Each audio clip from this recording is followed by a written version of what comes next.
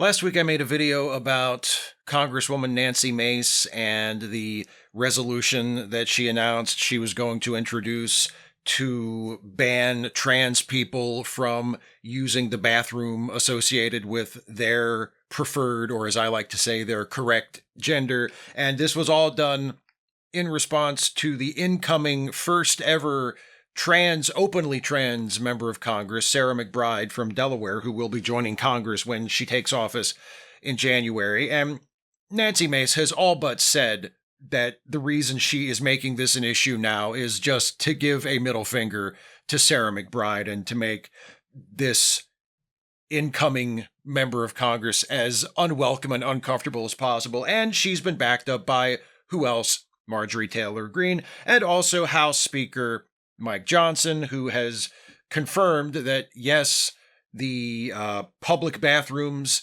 in the Capitol will be off limits to trans people trying to use the bathroom of their actual gender. So a trans woman will, according to the rules established by Mike Johnson and pushed for by Nancy Mace, a trans woman like Sarah McBride, if she wanted to use a public restroom, would have to use the men's room, and presumably a trans man would have to use the women's room. Although, as I mentioned in the video I made about this previously, it's interesting how trans men are never brought into this conversation at all. It's almost as though trans men don't exist, especially when the subject of conversation is this bathroom-related panic. But anyway, Sarah McBride has since responded to this effort to ban her from the ladies' room as a member of Congress, and she has said, obviously, that she does not approve of these efforts to misgender her and to ban her from what is the appropriate public restroom for her to use, but she will obey the rules, she will follow the regulations, even though she strongly disagrees with them, because from where she sits, she has been sent to Congress by the people of her state to do the people's work, and that is what she intends to do, and she is not going to allow herself to be distracted by this. And that is her right, and it is the furthest thing in the world from my right as a, not only as a man, but as a cis man, to tell Sarah McBride or any other trans person how she ought to be responding in the face of transphobic attacks like the ones that have been directed at her by the likes of Nancy Mace. So it is not for me to sit here and say, oh, she should refuse to obey, and she should refuse to comply, and she should insist on using the women's room in the public restroom if she ever needs to do that. Like, it's not for me to say, because I'm not a member of the group that she is being targeted as being a member of. And if Sarah McBride has decided this is how she wants to handle it, I will back her up 100% for whatever that's worth to her. Probably nothing.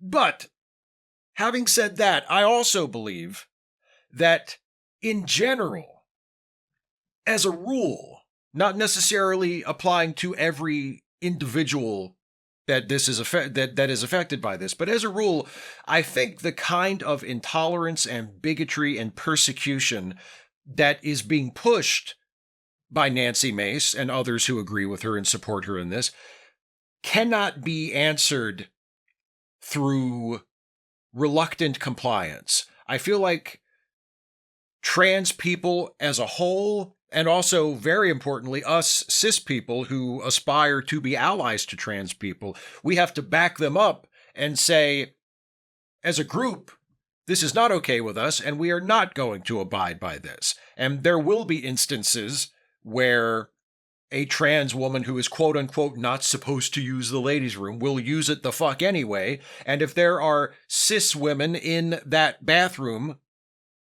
who have a problem with it, and try to start something, and there are other cis women in the bathroom who are on that trans woman's side, they need to back her up.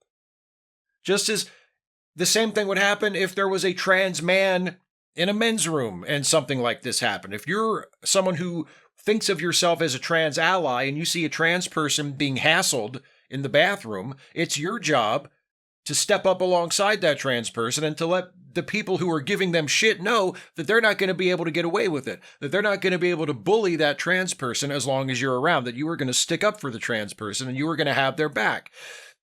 I think that's really important for us to do in the face of this kind of discrimination. And that's why I was, again, even though I respect Sarah McBride's choice, and if that's how she chooses to handle it, I get it.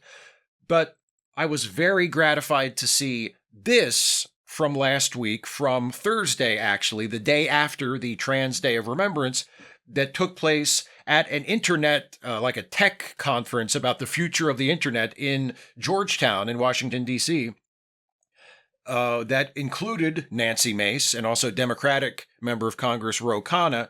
And in the audience was a trans activist named Evan Greer. And Evan decided to stand up and make her voice heard while Nancy Mace was in the room on the stage. And this is what Evan Greer had to say as she was ushered out of the auditorium by security. But we have a lot of responsibilities too. Ro and I. I'm sorry. You're living with that in real time right now. This is ridiculous. It is the day after Trans Day of Visibility. We have had dozens of trans people die this year because of the hate and lies that you are spreading. And if we want an internet, are we building an internet with free speech for everyone or just the privileged few?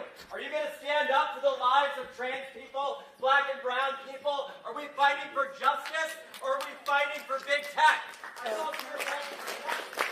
We respect freedom of speech. God loves him, I love That's him, right. but his penis isn't going to be in my bathroom. So, at any rate, but we have a responsibility.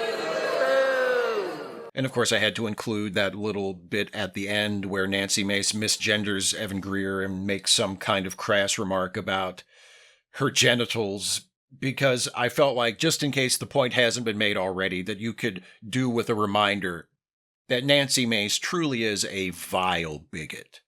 Like, that's just all she is. She's a vile, hateful, intolerant, repugnant bigot. And that is what is behind this effort of hers to misgender trans women and to specifically to attack and persecute Sarah McBride. And the way she frames it as a feminist issue, like the disingenuousness on display there is not surprising, but it is still kind of stunning somehow. I mean, there are few people I can think of who are less feminist than Nancy Mace. She's a Republican. She's a Trump supporter. She is not, in any real meaningful way, a champion of women's rights. And yet, she has attempted to position herself as a champion of women's rights in this one circumstance that allows her to look down on and to throw garbage at and to vilify probably one of the most marginalized groups of people in the country, transgender people. It's allowed her to have her Phyllis Schlafly moment, her Anita Bryant moment, Google it, kids, which she so obviously wants to have. Like, that's why after her effort to ban Sarah McBride from the women's rooms on Capitol Hill got such traction and became like kind of a story that people were talking about on social media for a few days. That's why Nancy Mace doubled and tripled and quadrupled down on it and has hardly shut up about it since, because she's so desperate to make this her thing, to make this like her Anita Bryant moment. I'm going to stand up for what's right. I'm going to stand up against these trans people, and I'm not going to let them invade our space. And I love this.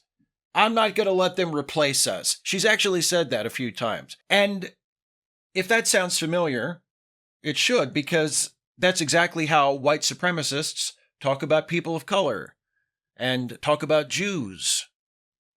It's great. It's replacement theory is what it is. It's a gender identity adapted version of replacement theory. Now, it's not exactly the same thing, because when white people say Jews will not replace us, or that people of color, black people, whatever, when they say you will not replace us, right? White people as a class are not discriminated against. Now, there are certain groups within white people who are discriminated against, and you always have to be, there's always going to be some dipshit in the comments or doing a response to you when you say that. There's, oh, what about, oh, white people don't experience poverty, oh, white people with disabilities don't experience discrimination. No, if that's not, you don't experience discrimination because you're white. That's the point. If you are a white person, you are not discriminated against by your society as a whole because you are white. Racially speaking, you are in the most privileged position if you are a white person in the United States. All right?